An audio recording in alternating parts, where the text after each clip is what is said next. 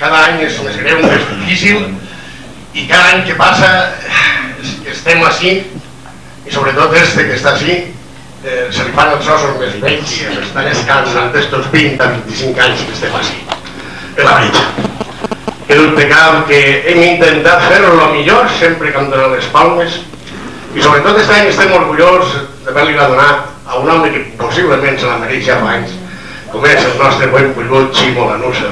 Ximo Lanussa, que és batxiller a la Universitat de València, al rectorat, a l'il·lustríssim senyor rector don Pedro Ruiz, y se le diu: distinguir señor, ante todo reciba nuestros atentos y cordiales saludos.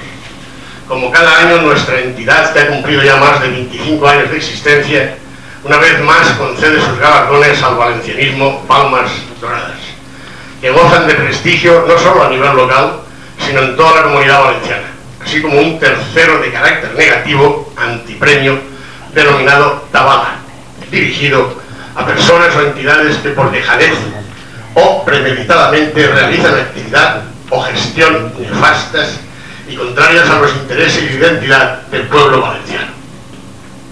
El jurado de los premios, formado por miembros de la entidad organizadora Club Cultural Visita Regne de Valencia, Elche, pues no lo sabía él, ha valorado las candidaturas presentadas y tras reñidos e intensos debates, vamos a acabar con estos, ha concedido la negativa Tabala a su persona en reconocimiento a sus destacados ataques a la personalidad e identidad valencianas, su clara defensa de la unidad lingüística e imperialismo catalanistas y su furibundo apoyo al pancatalanismo académico-cultural más recalcitrante como rector magnífico de la Universidad de Valencia.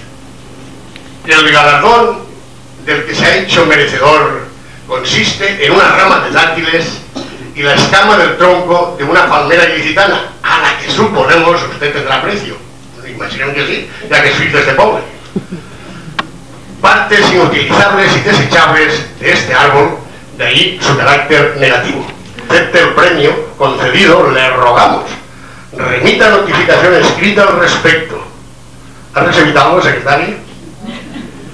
Adjuntando su currículum para la divulgación y publicidad sobre el evento en medios de comunicación y círculos